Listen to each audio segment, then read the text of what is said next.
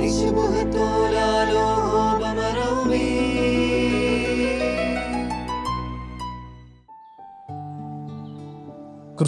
സമാധാനം നിങ്ങളോടുകൂടെ ഉണ്ടായിരിക്കട്ടെ. വചനകിരണത്തിലേക്ക് ഏവർക്കും സ്വാഗതം. മനുഷ്യനിർമ്മിതമായ മഹാത്ഭുതങ്ങളിൽ ഒന്നാണ് ചൈനയിലെ വൻമതിൽ. ശാഖകളടക്കം 6325 കിലോമീറ്റർ നീളമുള്ള വൻമതിൽ ലോകത്തെ ഏറ്റവും വലിയ മനുഷ്യനിർമ്മിത വസ്തുവാണ്. BC 300-ൽ ചിൻചി ഹവാങ് ചക്രവർത്തി പണി കഴിപ്പിച്ചതാണ് ചൈനയിലെ വൻമതിൽ. അദ്ദേഹം ഭരണമേറ്റെടുക്കുമ്പോൾ ചൈനയിൽ പലയിടത്തായി വ്യത്യസ്തങ്ങളായ മതിലുകളുണ്ടായിരുന്നു. ചക്രവർത്തി ഈ മതിലുകൾ ഇണക്കി ഒറ്റ മതിലാക്കി തൻ്റെ സാമ്രാജ്യത്തെ സംരക്ഷിക്കുവാൻ വേണ്ട ബലപ്പെടുത്തലും ചെയ്യിച്ചു. സ്റ്റെപ്പി പ്രദേശങ്ങളിൽ വസിച്ചിരുന്ന പ്രാകൃതരായ സിയോഗ്നോ വംശജരുടെ നുഴഞ്ഞുകയറ്റമായിരുന്നു ചൈനയിൽ ഏറ്റവും വലിയ ശല്യം ഉണ്ടായിക്കൊണ്ടിരുന്നത്. ഇവർ കൂട്ടമായി വന്ന് മോഷണം നടത്തിയിരുന്നതായിരുന്നു യഥാർത്ഥ യുദ്ധത്തെക്കാൾ ചൈനയിൽ ആ കാലത്ത് സാമ്രാജ്യത്തിന് ശല്യം ഉണ്ടാക്കിയിരുന്നത്. പ്രധാനമായും ശത്രുക്കളിൽ നിന്നും ഇത്തരം കവർച്ചക്കാരിൽ നിന്ന് രക്ഷ നേടുക എന്നതായിരുന്നു വൻമതിൽ പണിതതിൻ്റെ ഉദ്ദേശം. ലക്ഷക്കണക്കിന് കർഷകരെയും കുറ്റവാളികളെയും ഒക്കെ ഈ മതിലിൻ്റെ നിർമ്മാണത്തിനായി നിയോഗിച്ചിട്ടുണ്ട്.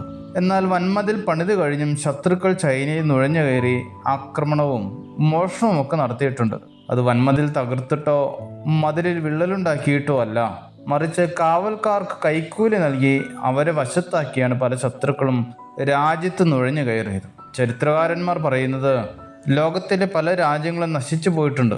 അവയിൽ ഭൂരിഭാഗവും നശിച്ചത് സ്വന്തം രാജ്യത്തെ ജനങ്ങളുടെ മൂല്യച്യുതി കൊണ്ടാണ്. 1 പത്രോസ് 5:8 പറയുന്നു, നിർമ്മതരായിരിപ്പിൻ, ഉണർന്നിരിപ്പിൻ, നിങ്ങൾ പ്രതിയോഗിയായ പിശാച് അലറുന്ന സിംഹം പോലെ ആരെ വിഴുങ്ങേണ്ടു എന്ന് തിരിഞ്ഞ് ചുറ്റി നടക്കുന്നു. ദൈവികമായ കൃപകളും കൂദാശകളും പ്രാർത്ഥനകളുമൊക്കെയായ വൻമതിലുകൾ നമ്മുടെ ചുറ്റും ഉയർന്നു നിന്നിട്ടും ശത്രുവായ സാത്താൻ നമ്മുടെയൊക്കെ ജീവിതത്തിൽ ഇടപെട്ട് നമ്മെ നാശത്തിലേക്ക് നയിക്കുന്നുവെങ്കിൽ അതിന് കാരണം മറ്റൊന്നുമല്ല, നമ്മുടെയൊക്കെ മൂല്യച്യുതിയും പണത്തിനും പദവിക്കുമൊക്കെ വേണ്ടി നമ്മെ തന്നെ ഉറ്റുകൊടുക്കുന്ന സ്വഭാവമാണ്.